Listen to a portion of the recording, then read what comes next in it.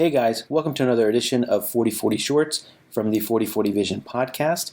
This particular episode is a snippet from an episode we did called The Top 5 What Ifs in Raiders History.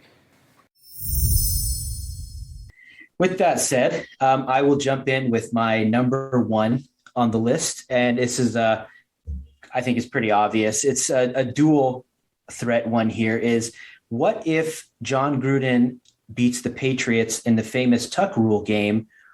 Or what if John Gruden beats the Baltimore Ravens in the 2000 AFC Championship game? So the obvious one that everyone talks about is the tuck rule, right? So the tuck rule is the AFC Divisional game in 2001, the famous call where the legend of Tom Brady begins. But the year before that, the Raiders were 12-4. And they hosted the 12-4 Ravens, who finished second in the AFC Central division back before there was 4 divisions in each conference. And this was, the legendary Ravens defense with Tony Siragusa, Peter Boulware, Ray Lewis. And Tony Siragusa hits Rich Gannon late. He does one of those belly flop moves that's now illegal on a quarterback on Rich Gannon early in the second quarter. Basically rules Rich Gannon out pretty much for the rest of the game. He tries to come back after halftime, but it doesn't work out. Bobby Hoying steps in for the Raiders and was totally ineffective. And then the Ravens win 16-3 with some controversial calls mixed in. They go on to beat the Giants in the Super Bowl and become one of the greatest defenses of all time. Okay. And then the next year, the Raiders come back. They go 10-6. They win the AFC West. And they go to New England, Foxborough, for the famous tuck rule game. So before I dive in, any thoughts on the Ravens AFC Championship game? Did you watch that game? And any thoughts on the hit, perhaps? No, the Ravens that season, I didn't really tune in too much. It's one of the few Super Bowls I haven't watched. So I'm glad you had it on the list because I get to learn a bit about it. But even though I didn't really watch the Ravens Super Bowl, I absolutely remember the tuck rule game. That was a crazy game. I remember the snow and how physical that game was, and the Raiders were so good that year.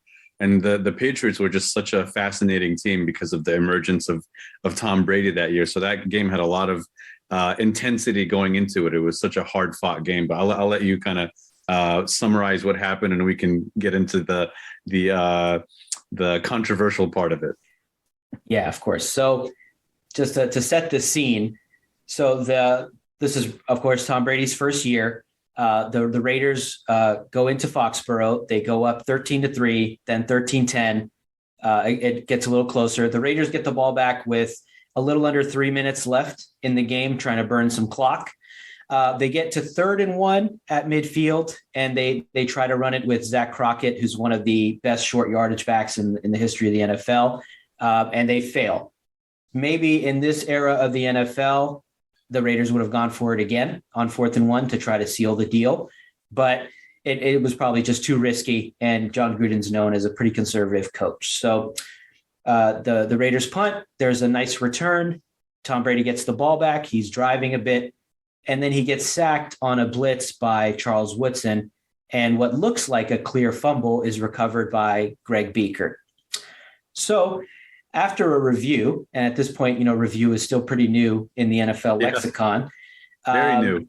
Yeah. So the tuck rule basically says that a quarterback has to, after a pump fake, must bring the ball back into his body or perform a, quote, football-related move. So it's similar to the catch rule where the guy has to do a football move, turn upfield, whatever. So he had 2 hands on the ball, got hit and fumbled, but it was ruled an incomplete pass. So 4 plays later, the Patriots kick a field goal, goes into overtime. They win the toss. They drive and win on a legendary field goal from Adam Vinatieri. They then go on to win the Super Bowl. They beat the greatest show on turf Rams, and that begins the legend of Tom Brady. So, and in that Super Bowl, he has a great comeback, but of course, the comeback or a great drive to win the game. But the legend all begins in the snow, in the tuck rule.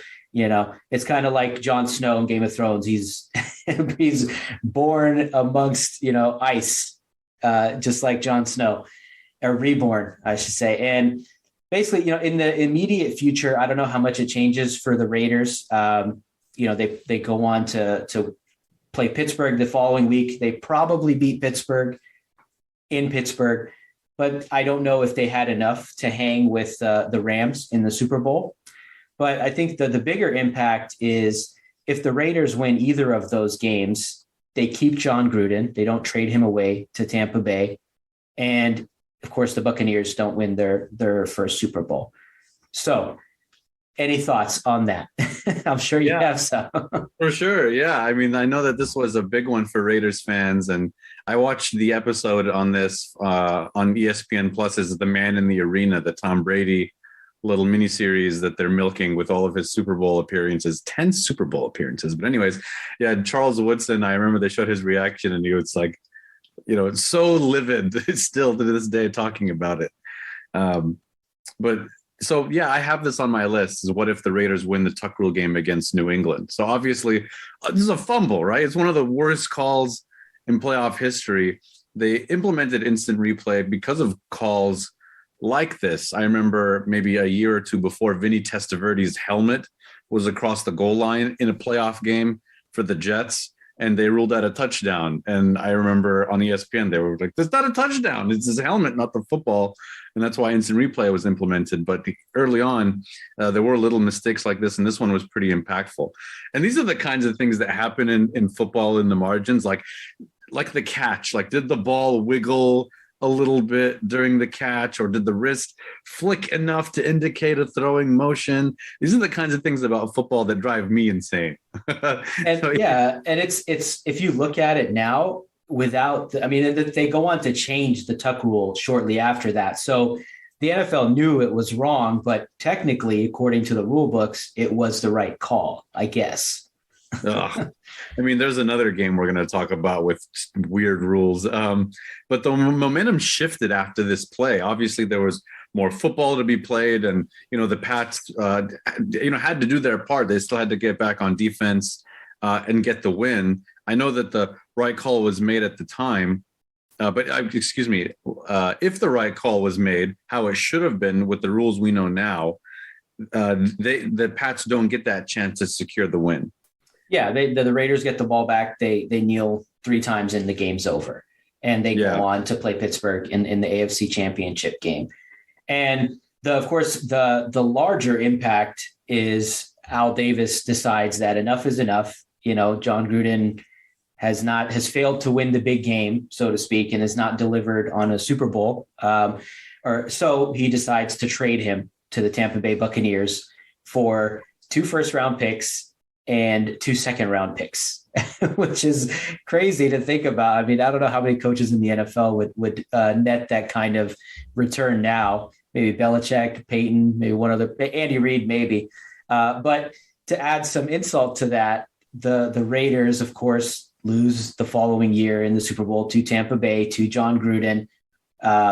And none of those picks that they got from the Bucs, become, anything substantial. So they don't get anything worth a damn from Tampa Bay, and they basically hand them a Super Bowl in exchange for a couple picks. So that's the big what if, and it leads to essentially 20 years of mediocrity at best for the Raiders.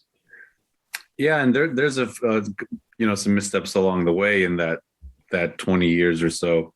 I have a what if for this as well. So my what if is if the referees still get the call wrong, because you do need this rule implemented to correct this kind of inefficiency in the rules.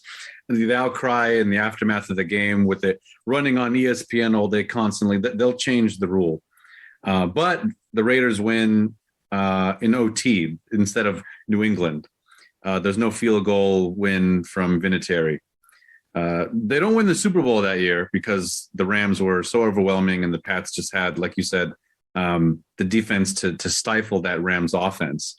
But the following year, they'll win it against anybody, including Tampa Bay. John Gruden stays. And the thing is, like, his overall coaching record isn't that impressive overall. But in that, 4 or 5 years, Like he was just lightning in a bottle. Like, he could do no wrong. He was like kind of like Sean McVay now to an extent, like boy genius, known for scheme. If you stand next to Gruden, you probably get a job somewhere like some of these McVay or Belichick disciples these days. I know Gruden left coaching for a while, but this would have been a window of more success that didn't come to be as a result of this and the loss the following year. So it's quite literally a coin flip moment because instead of, again, with our rules now, if Brady gets the ball, kicks a field goal, the Raiders at least get a chance to respond. But back then, the NFL overtime rules were sudden death, whether it was a touchdown or a field goal. So if the coin flips the other way, the Raiders get the ball, like you said, they score, and they're the ones that move on. And I think that's probably what would have happened. I mean, John Gruden, like you said, he did have that air of boy genius to him. It was kind of like the Harbaugh Niners era where he just, at least Harbaugh succeeded right away. Gruden had a couple of years to build, but it was just almost immediate success. And he was such a young coach. He was, younger, around the same age as his quarterback, which is common now with Matt Stafford and Kyle Shanahan and those guys, but it was pretty unheard of at the time. So Gruden does get his Super Bowl, but he gets it with the Raiders. And then, like you said, he kind of rides off into the sunset for a bit, but not as maybe a little more decorated and a little more appreciated than after a rough stint in Tampa Bay. Yeah. Yeah.